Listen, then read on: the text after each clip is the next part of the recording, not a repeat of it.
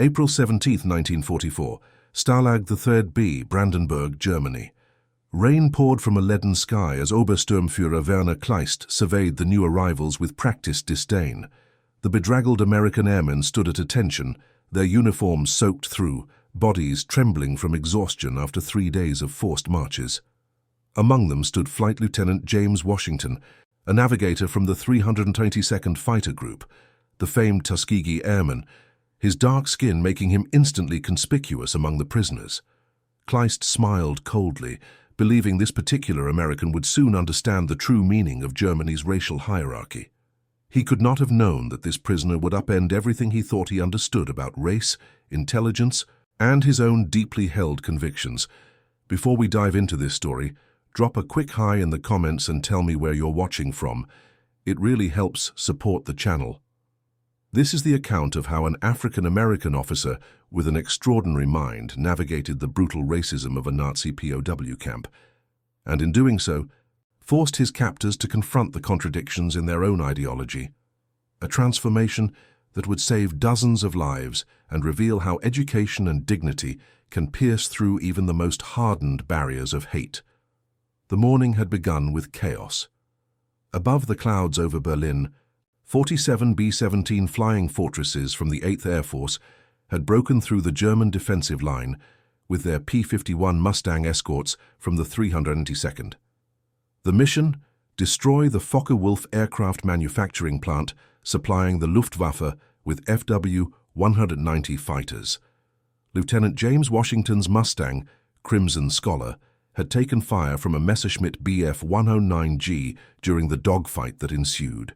With his hydraulics shot and his fuel tank punctured, Washington had maintained control long enough to ensure the bomber he was protecting reached the target before being forced to bail out at 23 Uhr feet. "Keep your eyes forward, Schwarzer," barked Feldwebel Otto Brandt, jamming the butt of his Karabiner 98K rifle into Washington's back. The 26 German guards escorting the 64 captured airmen made no attempt to hide their particular contempt for the Black Flyer. "I understand German, Feldwebel," Washington replied calmly in flawless academic German. "And I believe the Geneva Convention specifies that officers are to be addressed by rank." The guard froze momentarily, surprised by both the perfect pronunciation and the reference to international law. Several nearby prisoners glanced at Washington with new interest. "You'll speak when spoken to," Brandt recovered, though with noticeably less conviction. Captain Robert Miller, a bomber pilot from Nebraska captured alongside Washington, leaned closer. "Maybe don't antagonize the men with guns, Washington," he whispered. "Knowledge is the only weapon we have left, sir," Washington replied quietly. "Best to let them know we still have some." The processing area of Stalag 3B resembled a slaughterhouse more than a military installation. Prisoners were herded through a series of stations where they surrendered their personal effects, received inadequate delousing treatments, and were assigned to barracks. The camp, designed to hold 5 Azurasun men, now contained over 700-800 prisoners from 12 different nations. When Washington reached the documentation station, the clerk, Unterscharführer Heinrich Wagner, looked up with visible disgust. "Name and rank," he demanded. The form spread before him already half completed, based on Washington's appearance alone. He had written servant in the occupation field. Flight Lieutenant James Alexander Washington, United States Army Air Forces, serial number 0774391. Washington stated clearly. "Previous occupation?" Wagner asked, his pen poised over the form. "Student," Wagner snorted. "Student of what? How to pick cotton?" Several nearby SS men laughed. Washington maintained his composure, his face betraying no emotion. "I was completing my doctorate in mathematics at Harvard University before the war. Prior to that, I completed my undergraduate studies at Howard University, summa cum laude." The scratching of Wagner's pen stopped. "Harvard?" he repeated, his voice dripping with skepticism. "Yes, I was researching advanced applications of non-Euclidean geometry before I enlisted." Wagner exchanged glances with Obersturmführer Kleist, who had approached during the exchange. Kleist's thin lips curled into a smile. "We have an educated American Negro, it seems. How fascinating." Kleist's voice carried a dangerous edge. "We shall see how Harvard prepares one for Stalag the 3B. From behind his desk, Kleist retrieved Washington's confiscated personal effects.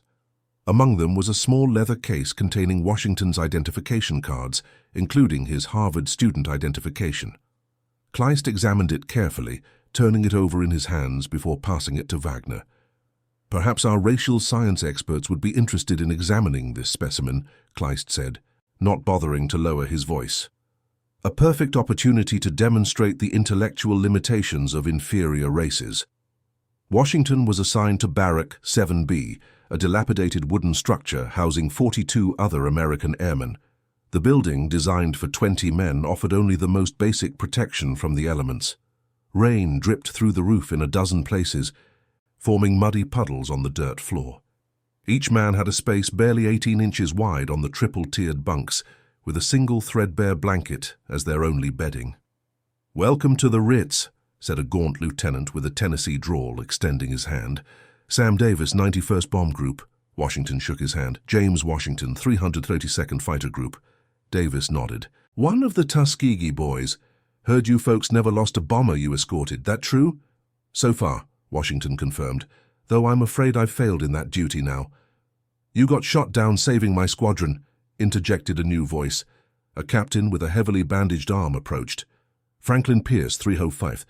Your Mustang took that 109 head-on to keep him off our tail." The whole formation saw it. Washington nodded in acknowledgement but said nothing. The memory of his aircraft spiraling downward, flames engulfing the engine compartment, was still too fresh.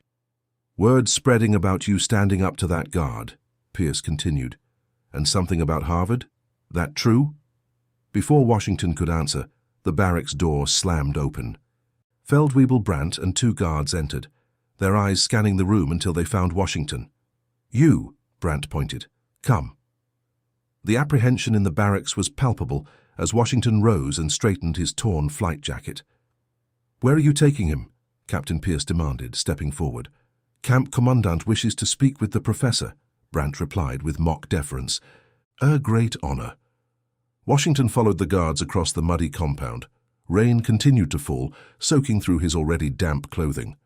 Prisoners watched from barracks' doorways and windows, their faces showing a mixture of curiosity and concern.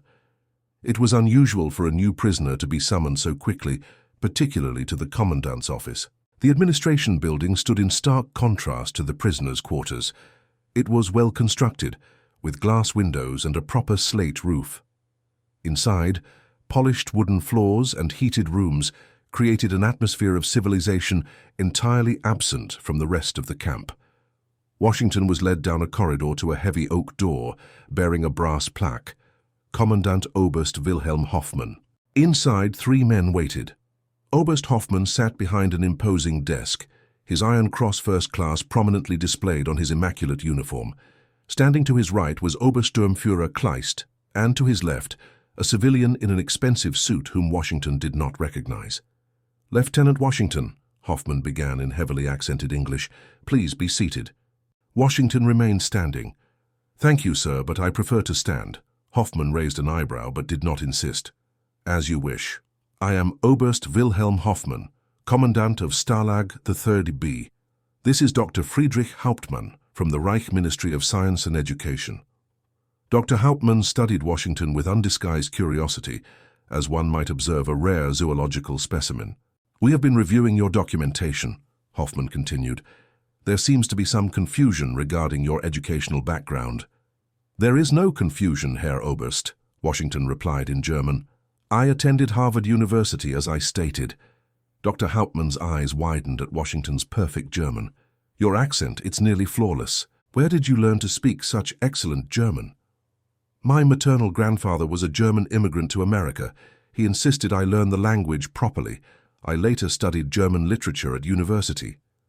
"And what did you study at this?" "Harvard," Hauptmann asked, emphasizing the name as though it were fictional. "My doctoral research focused on applications of non-Euclidean geometry to quantum mechanics, specifically building on the work of Hermann Minkowski regarding 4-dimensional space-time." At the mention of Minkowski, a renowned German Jewish mathematician, An uncomfortable silence fell over the room. Kleist's face darkened, but Dr. Hauptmann leaned forward with evident interest. Minkowski's work? You're familiar with it? Quite thoroughly, Washington replied, though I found his approach to be somewhat limited. My dissertation proposed an expansion of his theories to account for quantum uncertainty principles. Hauptmann turned to Hoffmann. Herr Oberst, this is most irregular but potentially valuable. The prisoner appears to possess genuine scientific knowledge. Or he has memorized terms to appear intelligent, Kleist interjected. A common trick. Hauptmann considered this. That is easily tested. He turned back to Washington. Perhaps you would be willing to demonstrate your knowledge. If you are who you claim to be, it could improve your situation considerably. Washington understood the game being played. His education was being treated as an anomaly, a curiosity to be verified and studied.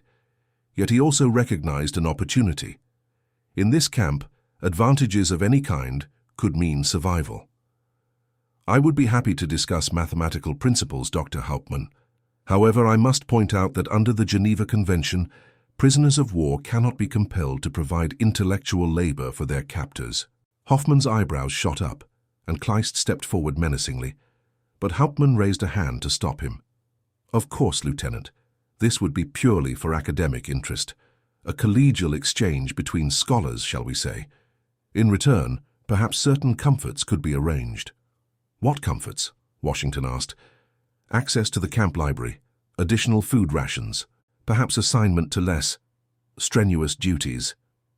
Washington considered the offer. And my fellow prisoners? This question clearly surprised the Germans. Hauptmann glanced at Hoffmann, who frowned. This arrangement would be for you alone, Hoffmann stated firmly. Then I must respectfully decline, Washington replied. The Geneva Convention stipulates equal treatment for all prisoners, regardless of race or background. Kleist laughed harshly. You cite conventions while your own country segregates its military and lynches your kind. The American Negro lecturing Germans about racial equality, this is comedy. The failures of my nation do not excuse violations by yours, Obersturmführer, Washington answered calmly, and I would remind you that Germany signed the Geneva Convention. A tense silence followed. Oberst Hoffmann studied Washington thoughtfully, then nodded to Hauptmann. Perhaps we need to verify the lieutenant's credentials before proceeding further. He turned to Washington. You will be returned to your barracks for now. We will continue this discussion another time. As Washington was escorted out, he heard Hauptmann say to Hoffmann, if he is genuine, this presents an interesting opportunity for our racial research programs. Back at Barrack 7B, Washington was immediately surrounded by concerned fellow prisoners. What happened? Captain Pierce demanded. We thought you might not come back. Washington briefly recounted the meeting, careful to exclude any details that might be useful to the Germans if overheard. So they think you're some kind of mathematical genius? Davis asked. They're trying to determine if my education is legitimate, Washington corrected. In their worldview, it's almost inconceivable. And is it? Asked a young sergeant from the back of the group. Legitimate, I mean. Washington smiled slightly. Harvard class of 1942. I was 7 months into my doctoral program when Pearl Harbor happened. A low whistle came from someone in the crowd. Hell, I couldn't get into Harvard, and my daddy's a banker in Boston, remarked a lieutenant. What did they want from you? Pierce asked, lowering his voice. Information, initially. But I think they see me as a potential research subject now. Dr. Hauptmann is likely affiliated with their racial science programs. The mood in the barracks darkened. Everyone knew what that meant. The Nazi regime's obsession with racial pseudoscience had reached even American POWs through propaganda broadcasts and the occasional boastful guard. That's a death sentence, Davis murmured.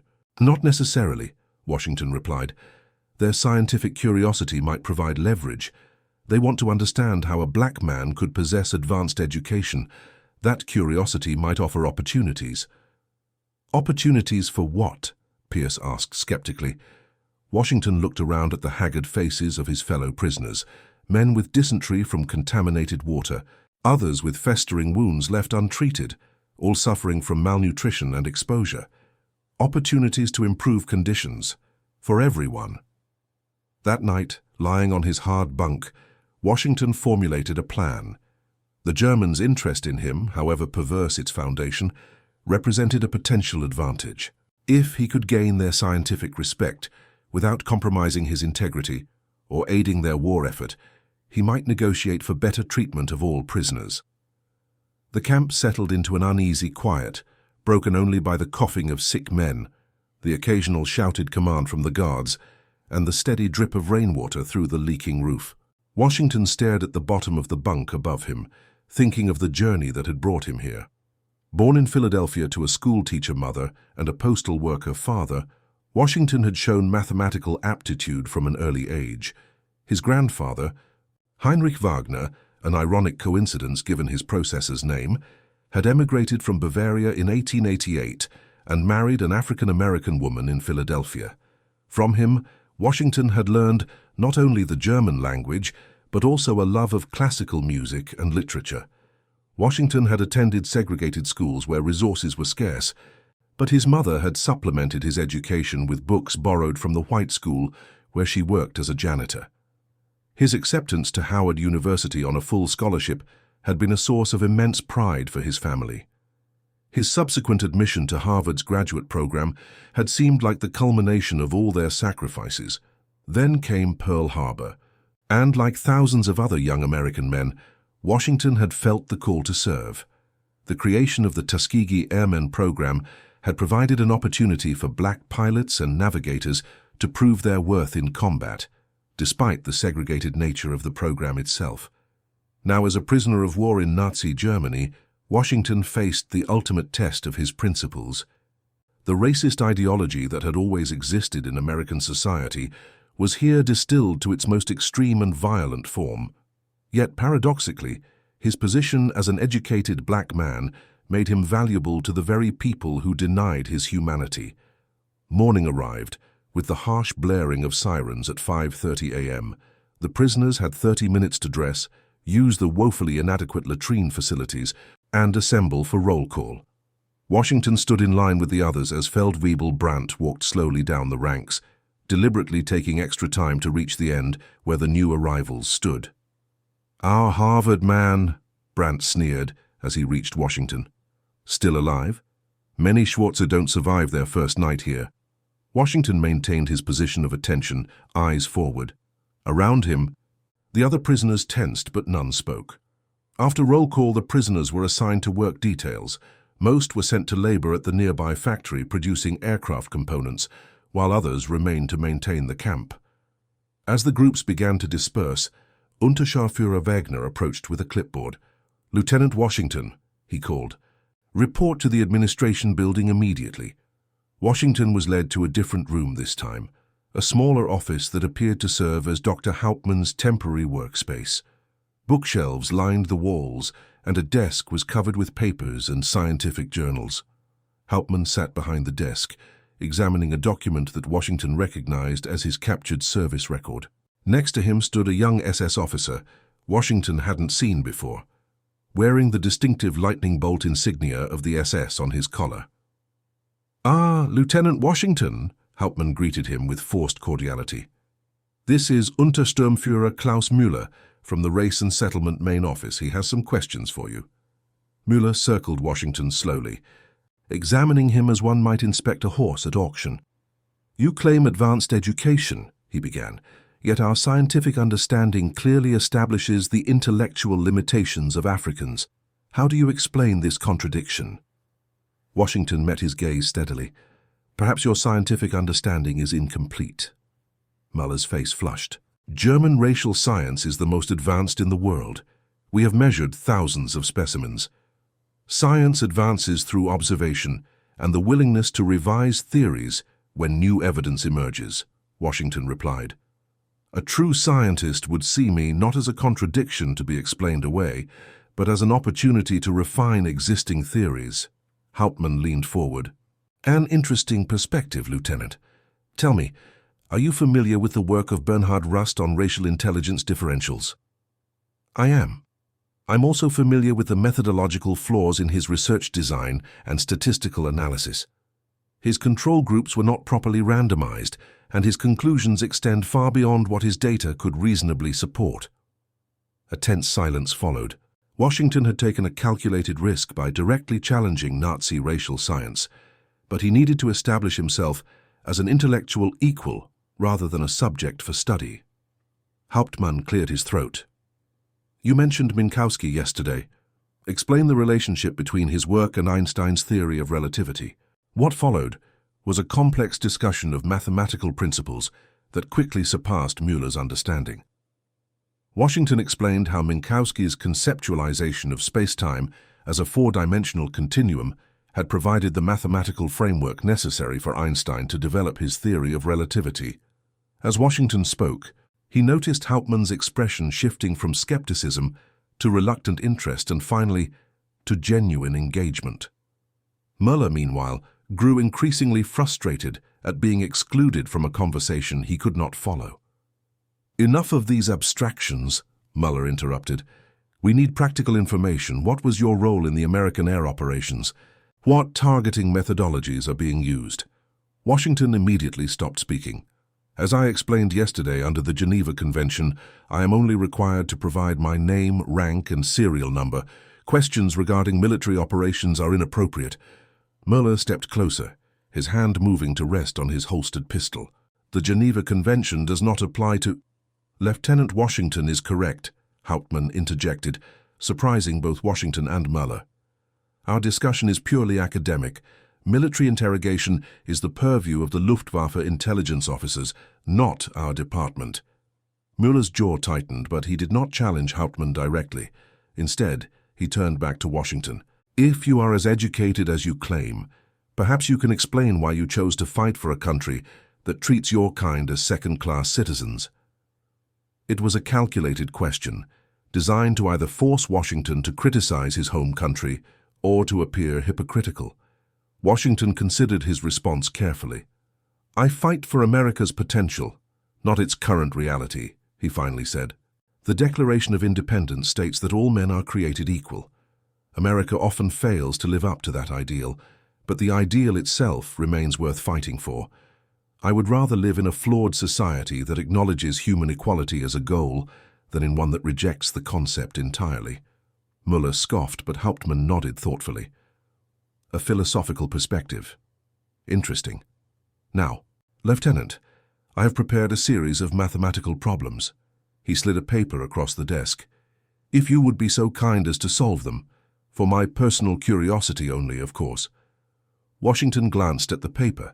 It contained a series of complex differential equations and geometric proofs, clearly designed to test the limits of his mathematical knowledge. With a slight nod, he picked up the offered pencil and began working through the problems methodically. For the next hour, Washington solved equation after equation as Hauptmann watched with increasing amazement.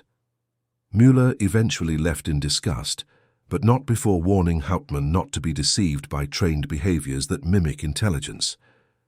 When Washington had completed the final problem, Hauptmann took the paper and examined it closely. Remarkable, he murmured. Your solutions are not only correct, but elegant. The approach to the third problem in particular, I've never seen this method. It's an adaptation of a technique developed by my professor at Howard, Dr. Elbert Cox. He was the first African-American to receive a PhD in mathematics. Hauptmann looked up in surprise. I was unaware that any Negroes had achieved such academic standing. There are many things about black achievement that remain unacknowledged in both our countries, Doctor. As Washington was escorted back to his barracks, he noticed Oberst Hoffmann and Kleist observing from a window in the commandant's office. Their expressions suggested the conversation about him was far from over. That evening, Washington shared his experiences with Captain Pierce and the other senior prisoners in Barrack 7B, careful to keep his voice low. They're trying to reconcile their racial theories with the evidence standing in front of them, Washington explained. Hauptmann is a scientist first, Nazi second. He's genuinely curious. Kleist and Müller are true believers. They see me as a threat to their worldview. Can you use that? Pierce asked. This Hauptmann's interest in you? Washington nodded slowly. I think so. He's already prevented Müller from interrogating me about military matters. If I can continue to engage him intellectually, it might provide some protection, not just for me, but potentially for others. How do you figure? Davis asked skeptically. Hauptmann has influence with the Commandant. If I can convince him that mistreatment of prisoners represents a missed scientific opportunity, he might advocate for better conditions. That's a mighty big if, Pierce remarked, and it puts you in a dangerous position. We're all in a dangerous position, Captain, Washington replied. But they see me differently. That difference can be leveraged. 3 days passed. Washington was assigned to the camp's administrative office, ostensibly to assist with filing documents, a highly unusual assignment for a new prisoner, particularly a black one. In reality, Hauptmann had arranged the assignment to continue their discussions during free moments. While organizing papers, Washington covertly gathered information about camp operations. He memorized guard rotation schedules, noted which officers were most likely to enforce or overlook regulations, and observed the camp's supply system. This intelligence would be valuable to the senior American officers, planning potential escape attempts and organizing the internal prisoner hierarchy. On the 4th day, Washington arrived at the office to find Hauptmann in an agitated state. The scientist paced back and forth, occasionally glancing at a telegram on his desk. "Is everything all right, Doctor?" Washington asked cautiously. Hauptmann gestured to the telegram. "Berlin has taken an interest in your case. Reichsführer Himmler's office has requested I prepare a report on you for the Reich Research Council." Washington felt a chill run down his spine. Heinrich Himmler, head of the SS and one of the principal architects of the Holocaust, was not someone whose attention any prisoner wanted to attract. "What kind of report?" he asked, keeping his voice steady. "A scientific analysis of your cognitive abilities, educational background, and physical characteristics." Hauptmann looked uncomfortable. "They want to determine how to classify cases like yours within the racial hierarchy." "I see." Washington understood the implications. If he was categorized as an anomaly that did not challenge the broader Nazi racial theories, he might survive as a research subject.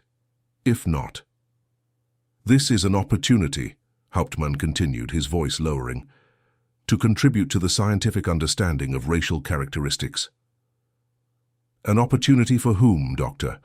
Washington asked quietly. "For science or for the Reich's racial policies?" Hauptmann did not answer immediately. When he did, his voice had a different quality, less certain, more conflicted. "You must understand, Lieutenant, the advancement of knowledge sometimes requires difficult choices. Knowledge advanced through the degradation of human beings is not advancement at all, Doctor. It's regression disguised as progress." Hauptmann stared at Washington for a long moment. "You speak like a philosopher as well as a mathematician. Education should encompass more than facts and formulas. Ethics matters as much as equations." Before Hauptmann could respond, the door opened, and Obersturmführer Kleist entered, accompanied by Müller. Both men looked pleased with themselves. "Dr. Hauptmann," Kleist announced, "you'll be receiving additional support for your research. A team from the Anthropological Institute will arrive tomorrow to conduct physical measurements and tests on the subject." "Subject," Washington repeated, meeting Kleist's gaze. "I am a prisoner of war, protected under the Geneva Convention." Müller smiled coldly. "You are whatever the Reich decides you are, Lieutenant. The conventions apply to soldiers of recognized armies, not to scientific specimens." Washington maintained his composure, but his mind raced. The arrival of specialists from the Anthropological Institute, known for its role in developing the pseudoscientific basis for Nazi racial policies, represented a significant escalation. "I have not completed my preliminary assessment," Hauptmann protested. "It's premature to involve the Institute." "Berlin disagrees," Kleist replied. "Reichsführer Himmler personally approved the request. The subject will be transferred to their custody tomorrow morning." After they left, Hauptmann slumped into his chair. "This is unfortunate," he said, not meeting Washington's eyes. "The Institute's methods are less refined than my own approach." "Less refined," Washington repeated. "A scientific euphemism for brutal, I presume." Hauptmann looked up sharply. "You do not understand the pressures." "I understand perfectly, Doctor. The question is whether you do." That night, Washington did not return to Barrack 7B. Instead, he was placed in solitary confinement. a small windowless cell in the camp's detention building. The official reason given was pre-transfer security measures, but Washington suspected Kleist wanted to prevent him from communicating with other prisoners before his removal. The cell was barely 6 feet by 4 feet, with a concrete floor and a single bucket for sanitary purposes. A thin straw mattress provided the only relief from the cold surface. The door was solid metal with a small observation slot that remained closed, except when guards checked on him. In this isolation, Washington had time to contemplate his situation. The transfer to the Anthropological Institute would almost certainly mean death, if not immediately, then after a period of painful experimentation. His only hope lay in either escape or intervention from an unexpected quarter. As midnight approached, Washington heard footsteps outside his cell. The observation slot opened, and to his surprise, he saw Hauptmann's face. "Lieutenant," the scientist whispered, "can you hear me?" "Yes, Doctor. Listen carefully. The transfer order has been signed. You leave at 600 hours. Hauptmann glanced nervously down the corridor. "The Institute's facility is not a place anyone returns from." "I'm aware of that," Washington replied. "Why are you telling me this?" Hauptmann hesitated. "Because what you said earlier, about ethics and equations, it reminded me of something my professor once told me before all this began." "And what was that?" "That science without conscience is merely the ruin of the soul." Hauptmann paused. "Rabelais. I had forgotten." The observation slot closed, and Washington heard a key turn in the lock. The door swung open. "You have 15 minutes, Hauptmann said, still whispering. "The guard will be unconscious for at least that long. Take his uniform and make your way to the East Gate. A supply truck is scheduled to depart at 0045 hours. The driver has been delayed by administrative issues that I personally arranged." Washington stood rooted in place, stunned by this unexpected turn. "Why are you doing this?" Hauptmann looked away. "Perhaps to prove to myself that I have not yet lost everything I once believed in." He pressed a folded paper into Washington's hand. "Your Harvard identification. I kept it from your file. Now go, quickly." Washington moved to leave, then paused. "There are 63 other Americans in this camp, Doctor. Many will die without better medical care and food." "I cannot free them all," Hauptmann replied, frustration evident in his voice. "I'm not asking for their freedom, just your influence with the commandant. Improved conditions, medical supplies. You're bargaining now with freedom within your grasp?" Washington stood firm. "I won't leave them to suffer if I can help. That's not who I am, Harvard or no Harvard." Hauptmann studied Washington's face, then nodded slowly. "I will speak to Hoffman. He respects medical necessity arguments more than humanitarian ones. Now go, before we both end up in cells." Washington moved swiftly and silently down the corridor. The unconscious guard lay slumped against the wall, his breathing steady. Washington quickly changed into the guard's uniform, which was slightly too small but would pass casual inspection in the darkness. He took the guard's identification papers and cap, then made his way toward the East Gate. The compound was eerily quiet, with only the occasional searchlight sweeping across the muddy ground. Most guards were sheltering from the persistent drizzle, manning only essential positions. Washington adopted the confident stride of a German soldier on duty, nodding curtly to the few guards he passed.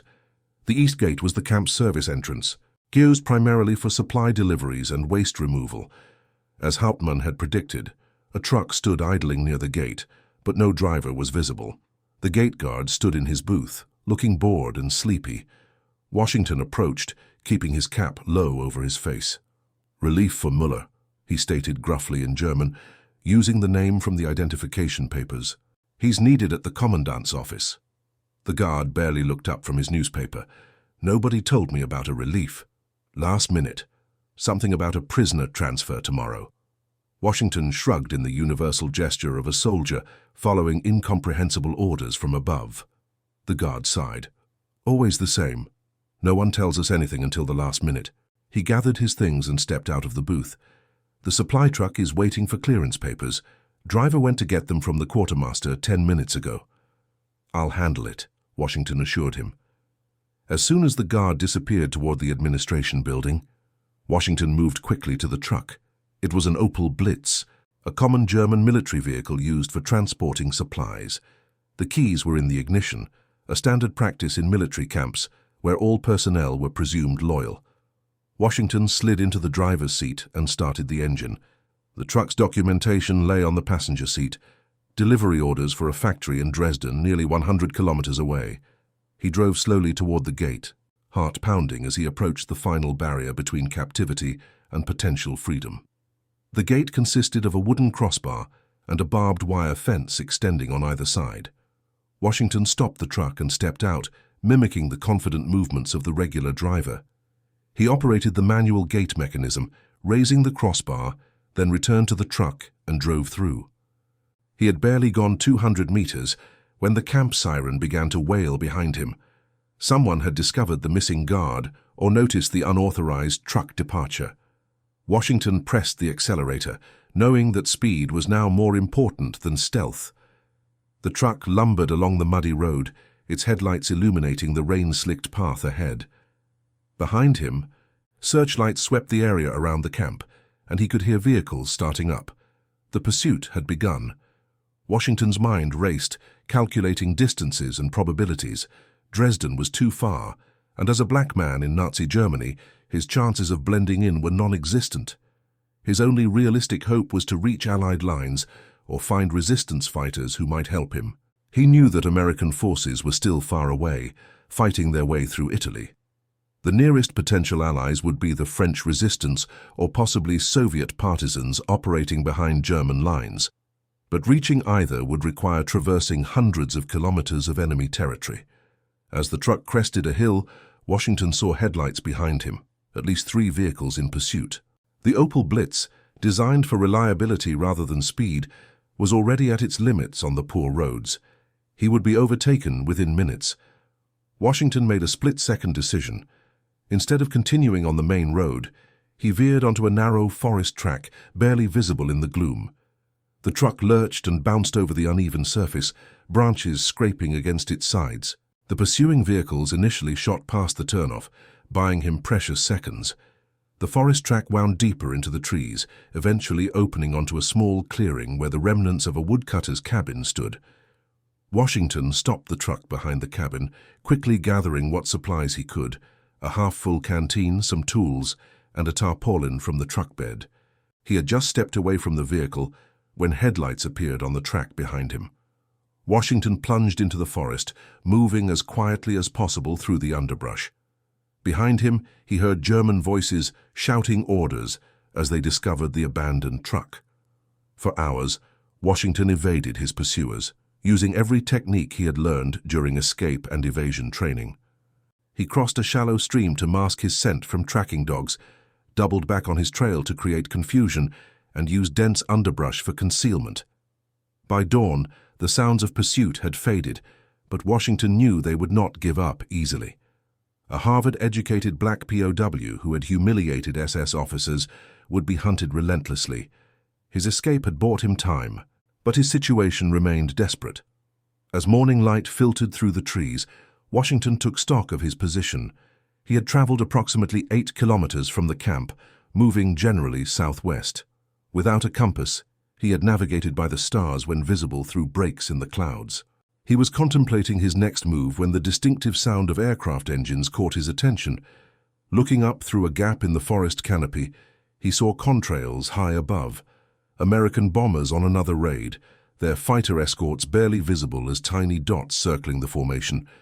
The sight of American aircraft brought an unexpected wave of emotion. Those were his people up there, continuing the fight while he struggled for survival on the ground. For a moment, the enormity of his situation threatened to overwhelm him. Then his Harvard training reasserted itself, the disciplined analytical thinking that had carried him through racist professors, segregated facilities, and the 1,000 daily indignities of being a black scholar in 1940s America. He needed to approach this methodically, assess the variables, develop a strategy. Washington was so absorbed in his planning that he almost missed the sound of movement nearby. Freezing in place, he slowly turned his head toward the source of the noise. Through the trees, he could make out several figures moving cautiously in his direction, but they weren't wearing German uniforms. The newcomers wore civilian clothing, though one carried what appeared to be a Soviet PPSH-41 submachine gun. As they drew closer, Washington could hear them speaking in a mixture of German and Polish. Not German soldiers, then. Possibly local resistance. Washington faced a critical decision: reveal himself and hope these were indeed allies, or remain hidden and potentially lose his only chance at assistance. He chose the former, standing slowly with his hands raised in the universal gesture of surrender. "Ich bin ein amerikanischer Pilot," he called softly. "American pilot." The figures immediately dropped into defensive positions, weapons trained in his direction. "Come forward slowly," one called back in accented English. Washington complied, keeping his movements deliberate and his hands visible. As he emerged from his hiding place, he saw 5 people, 3 men and 2 women, all armed and watching him with cautious expressions. Their leader, a grizzled man in his 50s with a scar running down his left cheek, assessed Washington with evident surprise. "American?" he asked skeptically. "Negro. Flight Lieutenant James Washington, United States Army Air Forces," Washington confirmed. "I escaped from Stalag 3B last night." The group exchanged glances. "Proof?" the leader demanded. Washington slowly reached into his pocket and produced his Harvard identification card, the one Hauptmann had returned to him. The leader examined it, then looked back at Washington with newfound respect. "Harvard University," he read aloud. "I was in New York before the war. Exchange program." He handed back the card. "I am Jan Kowalski, Polish Home Army. These are my comrades." Over the next few hours, as the group moved deeper into the forest to a hidden camp, Washington learned that he had stumbled upon a cell of the Polish resistance. They operated primarily as intelligence gatherers, monitoring German troop movements and occasionally sabotaging railway lines. "You are very lucky," Jan told him, as they shared a meager meal of bread and dried meat. "Germans are everywhere looking for escaped airmen. Black airmen? Even more unusual. They will hunt you specifically." "I know," Washington replied. "I need to reach Allied lines or find a way to neutral territory." Jan shook his head. "Switzerland is 600 kilometers. Sweden even further. Allied forces? In Italy or France only. Impossible journey alone." "Then what options do I have?" The Polish resistance leader considered this. "We have network. Sometimes we move downed airmen to Soviet lines. Dangerous but possible. Take weeks, maybe months." Washington processed this information. Months of moving through enemy territory, dependent on resistance networks of uncertain reliability. The odds were not favorable, but they were better than attempting to survive alone. "There is another possibility," Jan added after a pause. "Sometimes we need certain things. Information, technical knowledge. You are educated, man. Maybe you help us. We help you more quickly." "What kind of information?" Washington asked cautiously. "German scientific research, communications codes. We have source in nearby research facility, but need someone who understands technical language to interpret documents." It was a proposal that carried significant additional risk, but might expedite his return to Allied forces. Washington considered the ethical implications. His duty was to escape and return to his unit, but assisting the resistance against the Nazi regime was certainly consistent with that duty. "I'll help however I can," he decided. For the next 3 days, Washington remained at the resistance camp while Jan made arrangements. The camp itself was ingeniously concealed, consisting of several small dugouts covered with natural materials and a larger central cave that served as their meeting area. Approximately 20 resistance fighters used it as their base, coming and going on various missions. Washington spent the time assisting with radio communications, his technical knowledge proving useful in improving their equipment and helping to translate intercepted German messages. His fluent German and scientific background made him an unexpectedly valuable asset. On the 4th day, Jan returned with news. "We have contact from camp. Someone helps other Americans there. Says conditions improve after you escape. New doctor arrive, better food." Washington felt a surge of hope. Hauptmann kept his word. "This Hauptmann, he is the one who helped you escape." "Yes, a scientist who remembered his conscience." Jan nodded thoughtfully. "Good, but strange news also. Germans tell story you are recaptured already. Announced to whole camp. Why would they do that? Washington wondered aloud, though he suspected the answer. To prevent others from trying to escape, to maintain the illusion of control. Maybe, or maybe trap. Germans know resistance help airmen. Maybe they wait for us to move you, then follow. It was a sobering thought. Washington's escape could have endangered the very people trying to help him. What do we do? He asked. Change plans, Jan replied simply. Not move you east to Soviets now, too dangerous. Instead, you help with special mission, then we reassess. The special mission involved the research facility Jan had mentioned earlier. Located in a converted manor house 20 kilometers away, it reportedly housed a team of German scientists working on advanced radio direction finding technology, crucial for detecting Allied aircraft. Our source provide technical documents, Jan explained, but nobody understand. You look, tell us what is important. The documents arrived the next day, smuggled in by a young woman who worked as a cleaner at the facility. They consisted primarily of technical schematics and research notes, written in highly specialized German scientific terminology. Washington spent hours reviewing the materials, translating and interpreting the complex information. What he discovered was deeply concerning. The Germans were developing a new type of radar system with significantly improved range and accuracy, potentially capable of detecting bomber formations earlier and directing fighters more precisely. If they deploy this, Washington explained to Jan, Allied bombing missions will face much higher losses. The technology is at least a year ahead of what we have. Can it be stopped? Jan asked. The research itself? Not easily. But according to these notes, there's only one working prototype, and the key scientist, Dr. Werner Schultz, keeps the critical calculations in his personal notebooks. Jan considered this information. So, prototype destroyed, notebooks taken, research set back years? Theoretically, yes. Then we plan raid. The preparation took another week. The resistance fighters methodically observed the facility, noting guard rotations, security measures, and the movements of key personnel.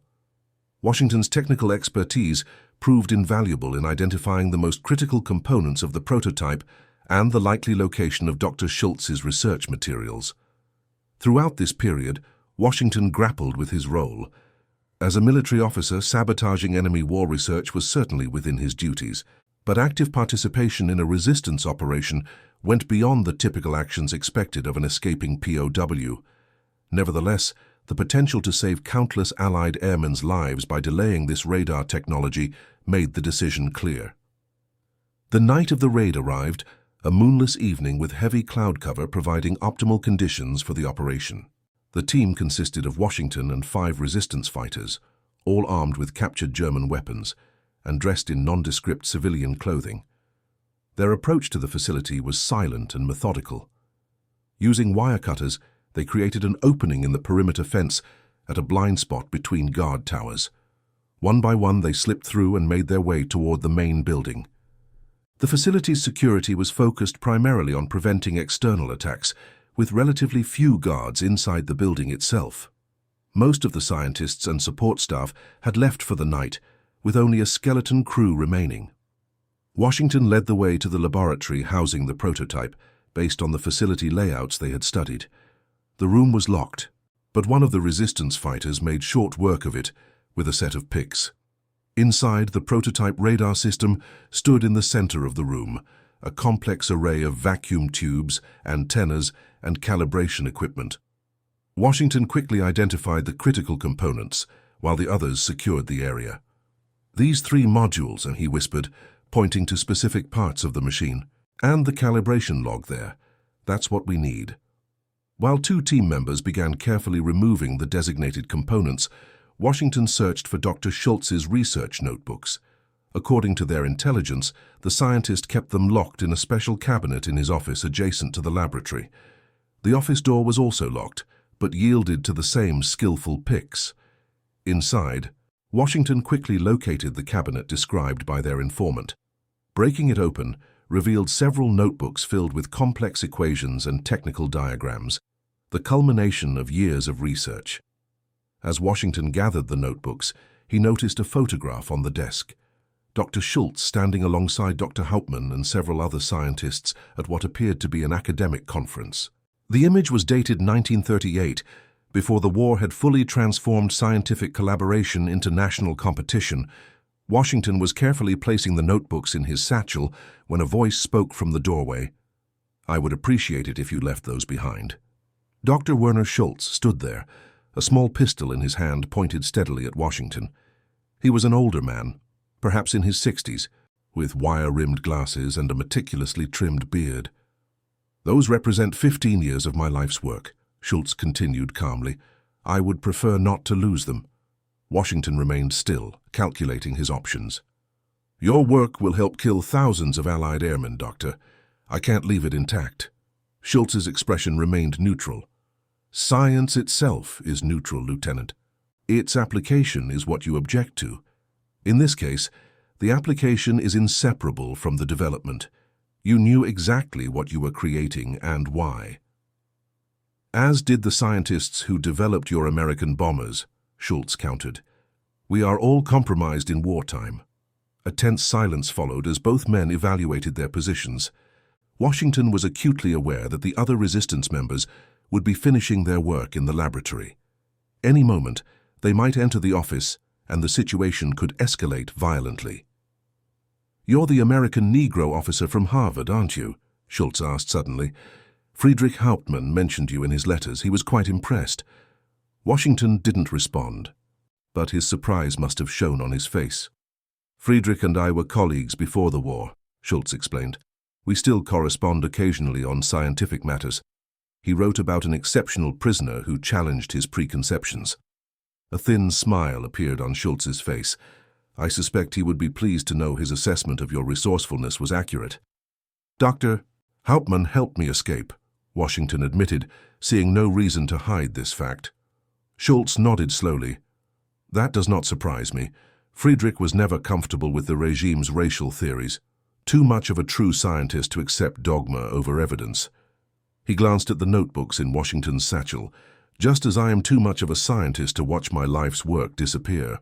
"Then we are at an impasse, Doctor." "Perhaps not entirely." Schultz lowered his pistol slightly. "I cannot stop your comrades from damaging the prototype. It would take months to rebuild, even with my notes. But the theoretical foundation," he gestured to the notebooks, "represents something larger than this war. Principles of electromagnetic propagation that could advance communications, medicine, astronomy." Washington considered the scientist's words. There was an undeniable sincerity in Schultz's voice when he spoke of the broader applications of his research.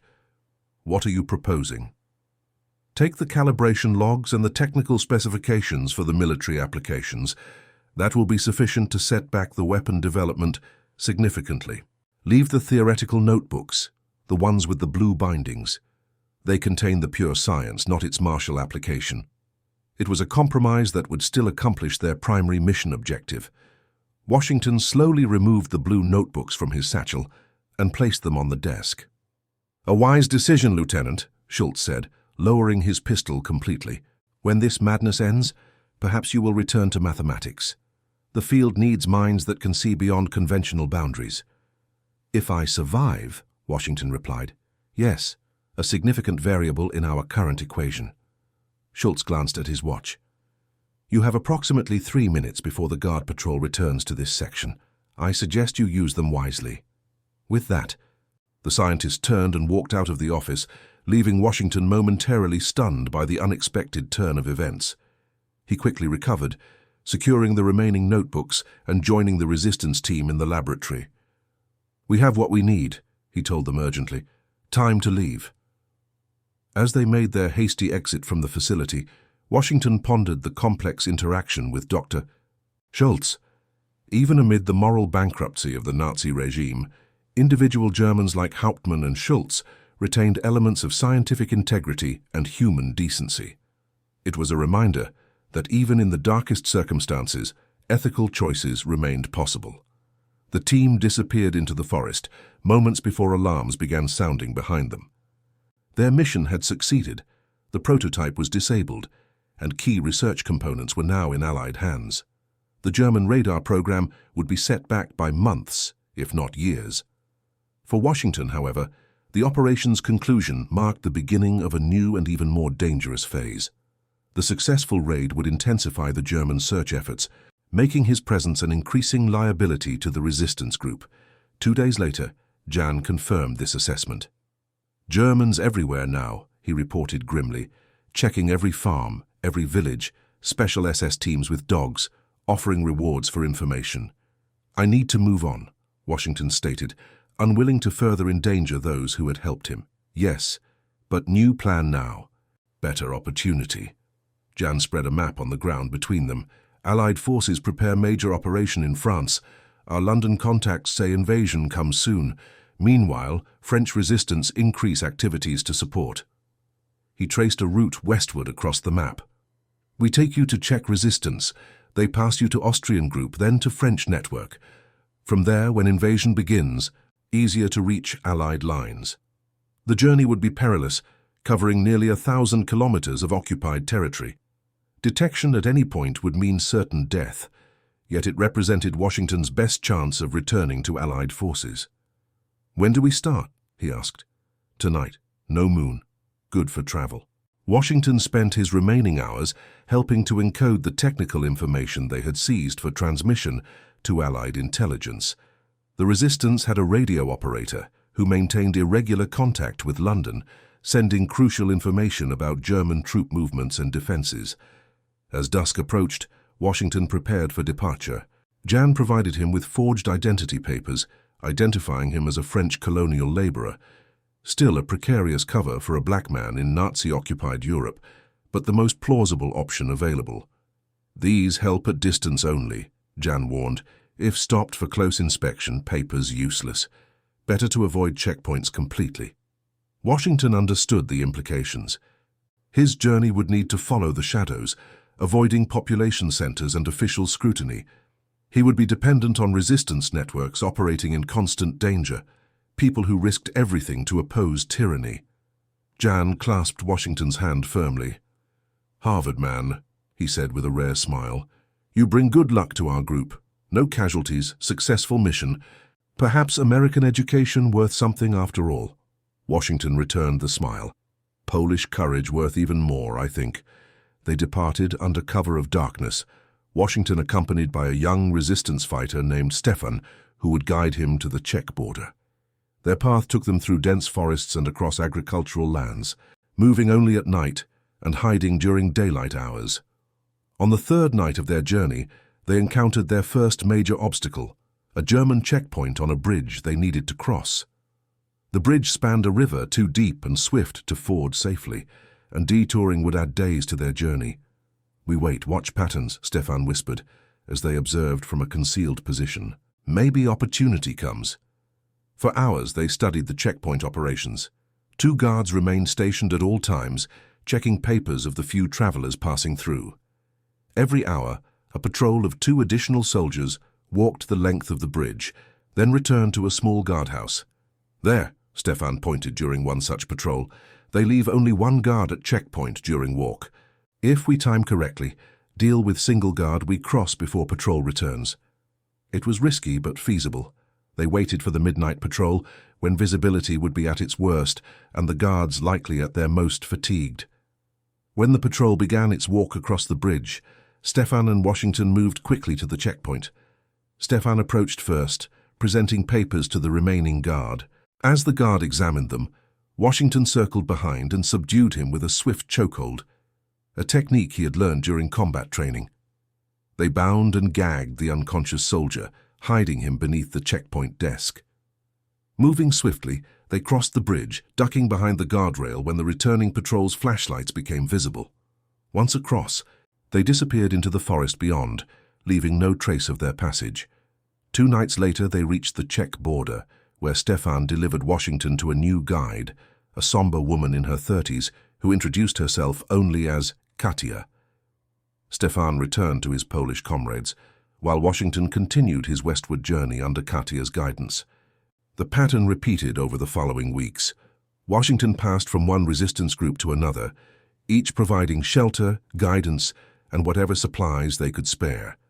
He learned to recognize the signs of safe houses, particular arrangements of flowers in windows, specific markings on fence posts or trees.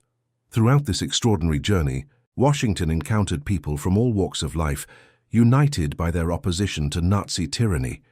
Farmers who hid escapees in haylofts, professors who forged documents, shopkeepers who passed messages, priests who provided sanctuary in church crypts. Each risked everything to maintain a fragile network of humanity amid inhumanity. Washington's education and technical knowledge continued to prove valuable. He helped repair radio equipment for a Czech group, improved encryption methods for an Austrian cell, and assisted with calculating explosive requirements for a sabotage operation in southern Germany. By early June 1944, Washington had reached eastern France, where the resistance activity had intensified significantly. His current guides, a husband and wife team named Marcel and Simone Lefebvre, operated a small farm that served as a waypoint for the local resistance network. "Something big comes soon," Marcel told Washington as they shared a simple meal of bread and vegetable soup. "London sends many messages. All resistance groups prepare for action." "The invasion?" Washington asked. Marcel nodded. "We think so. When it begins, we have orders to disrupt German communications, block roads, sabotage rail lines." 2 days later, on June 6, 1944, the news arrived via the Lefebvre's hidden radio. Allied forces had landed on the beaches of Normandy. Operation Overlord, the long-awaited Second Front, had begun. The French resistance immediately sprang into coordinated action. Marcel and several other local members departed to execute pre-planned sabotage operations, while Simone maintained the farm as a communication center. For Washington, the invasion represented both hope and a new strategic calculation. Allied forces were now on French soil but still hundreds of kilometers away. Moving toward them meant traveling through areas of intense military activity as German forces rushed reinforcements to the front. "Best to wait," Simone advised. "First weeks after landing, Germans everywhere. Later, as they pull back, easier to move west."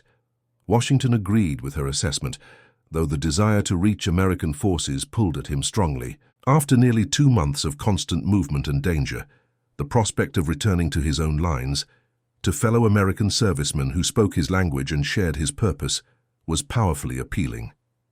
For 3 weeks, Washington remained at the Lefebvre farm, helping with agricultural work during the day, keeping to the fields furthest from roads, and assisting with resistance communications at night.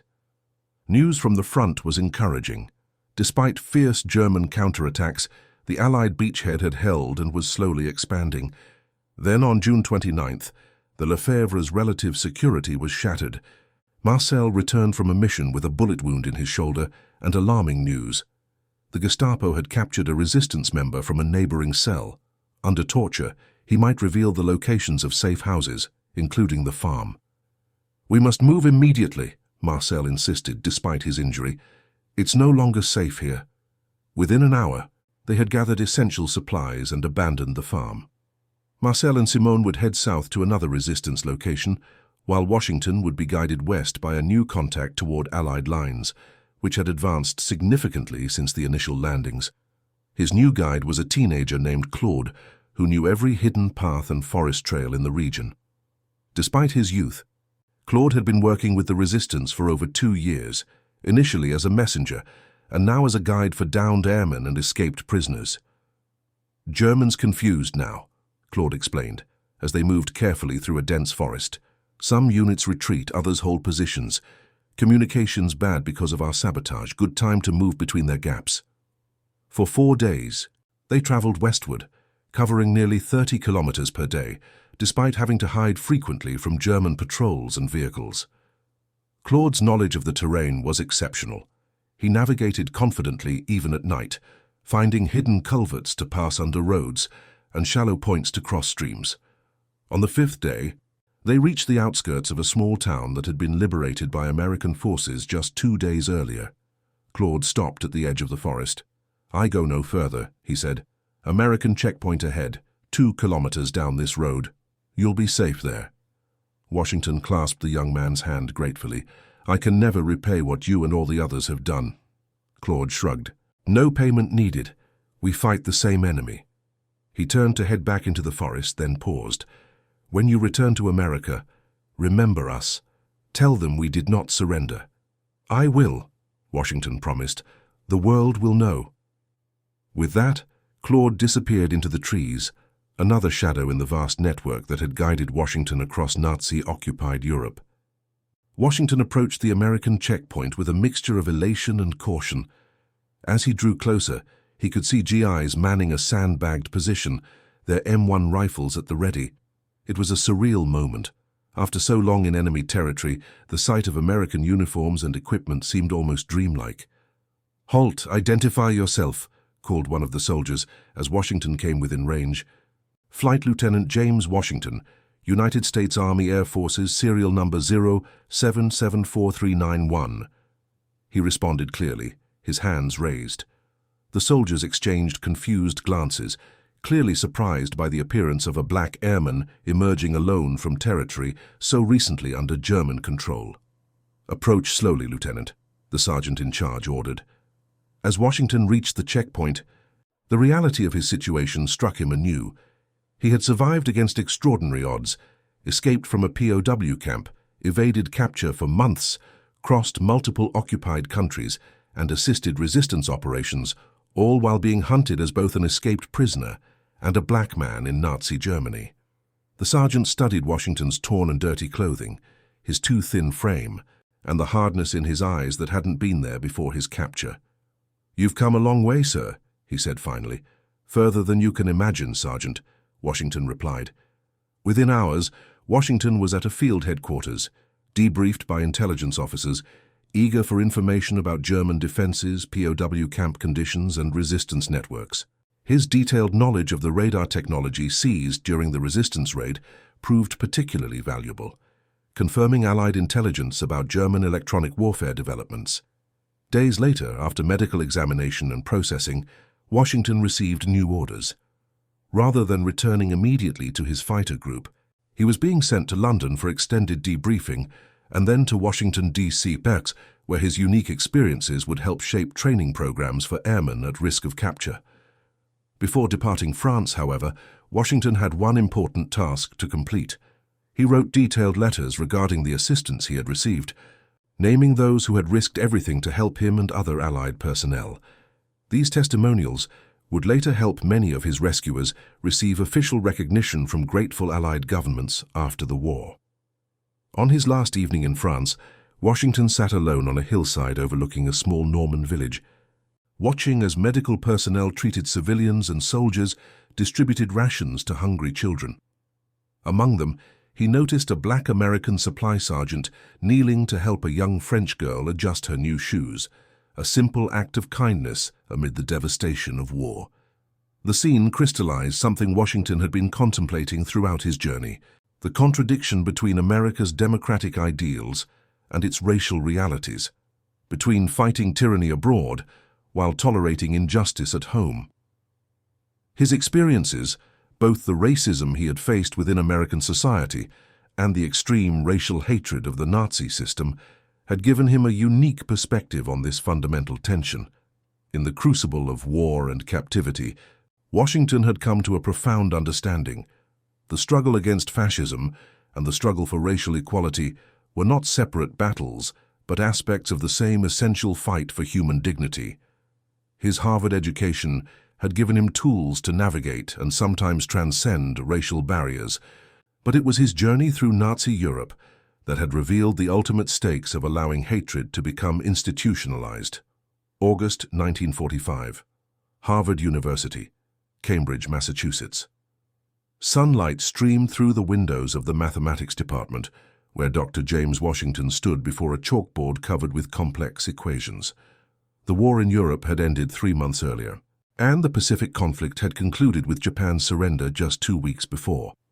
Washington had returned to complete his doctoral studies after being honorably discharged with a Distinguished Service Cross, Bronze Star, and Purple Heart. His dissertation on non-Euclidean geometry and its applications to physics had been accepted with distinction, making him only the second African American to receive a PhD in mathematics from Harvard. As he erased the chalkboard in preparation for his afternoon lecture, Washington noticed a familiar name in a newspaper left on a nearby desk, Dr. Friedrich Hauptmann. The article, headlined "German Scientists Assist Reconstruction Efforts," briefly mentioned Hauptmann among scientists helping to rebuild scientific institutions purged of Nazi influence. Washington thought back to that rain-soaked day in Stalag 3B, when a Nazi scientist had recognized his humanity enough to help him escape. It had been the first link in a chain of courage and decency that had ultimately led him home. He had never expected to hear of Hauptmann again, and wondered if the scientist knew that his act of conscience had borne fruit. Later that week, Washington received an unexpected letter with a Swiss postmark. Opening it, he found a brief note and a scientific paper. "Lieutenant Washington," the note began, "you may be interested in the enclosed paper on geometric principles we once discussed. Your perspective on Minkowski's limitations proved prescient. Perhaps when academic exchanges resume, we might continue our discussion under more favorable circumstances. F.H." Washington smiled at the characteristically academic understatement. The more favorable circumstances referred to was nothing less than the defeat of Nazism and the end of a world war. Yet there was something appropriate about the restrained language, an acknowledgement that while the moral chasm between them had been bridged through individual acts of conscience, the larger work of rebuilding a world shattered by hatred remained a shared responsibility. A week later, Washington stood before an audience of students and faculty delivering a lecture not on mathematics, but on his experiences as a prisoner of war. He spoke of the Nazi racial ideology that had classified him as subhuman, of the resistance fighters who had risked everything to help him, and of the complex individuals like Hauptmann who had found themselves caught between scientific integrity and a monstrous regime.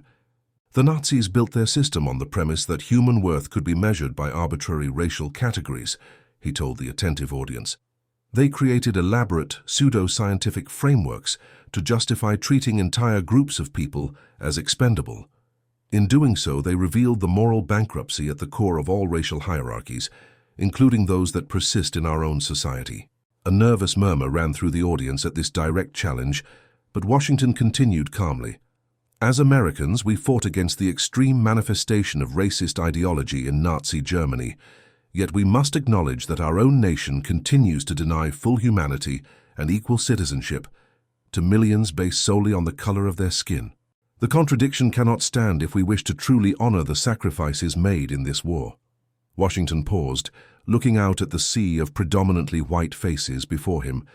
Among them, he recognized several professors who had initially questioned his place at Harvard, as well as administrators who had suggested he would be more comfortable at a Negro college. "My experience demonstrated that education can be a powerful weapon against prejudice. When the SS officers discovered I had graduated from Harvard, their reaction was not immediate change, but confusion. I represented a contradiction to their worldview that they could neither easily dismiss nor fully incorporate. That moment of cognitive dissonance, that crack in the foundation of their beliefs, represents our best hope for progress. Education alone is not sufficient to dismantle systems of oppression, but it creates the necessary conditions for change by challenging the ignorance upon which prejudice depends." In the audience, Washington noticed a young black student watching him intently. He had met the young man earlier, one of only 3 African-American undergraduate students currently enrolled at Harvard. For him, and for generations to come, Washington was determined to help widen the path he had helped to forge. The German philosopher Hegel wrote that freedom is the recognition of necessity, Washington concluded. "I believe that true freedom comes from recognizing the necessity of our common humanity. It is a recognition that saved my life in a Nazi prison camp, guided me through occupied Europe, and brings me before you today, not as a curiosity or an exception, but as living proof of the arbitrary nature of the barriers we have created between us." The lecture concluded to thoughtful applause. As the audience dispersed, many lingered to speak with Washington, including several white students who admitted they had never before considered the parallels he had drawn between Nazi racial policies and American segregation. Later that evening, Washington sat in his modest apartment writing a letter to the parents of Sam Davis, the Tennessee lieutenant who had welcomed him to Barrack 7B. Davis had not survived the war, dying of pneumonia in the camp just weeks after Washington's escape. In his letter, Washington described their son's courage, kindness, and unwavering spirit, even in the darkest circumstances. It was one of many such letters Washington had written since his return, fulfilling promises made to fallen comrades and resistance members who had not lived to see liberation. Each letter represented a thread in the tapestry of memory he was determined to preserve. As he wrote, Washington reflected on how his experiences had transformed him. Harvard had given him knowledge, but Stalag III-B had given him wisdom. The academic abstractions of racial theory had become viscerally real in the face of Nazi genocide. The democratic principles enshrined in America's founding documents had taken on new urgency after seeing their complete negation in Hitler's Germany. He had returned to America with both a deeper appreciation for his country's ideals and a stronger determination to hold it accountable to those ideals. The war against fascism had ended, but the struggle for full citizenship and equal dignity continued. It was a struggle Washington would engage for the rest of his life, in classrooms, in scientific journals, and eventually in the courts and streets of a nation still grappling with its founding contradiction. Dr. James Alexander Washington would go on to become a renowned mathematician, a civil rights activist, and a living testament to the power of education to transcend the artificial boundaries of race.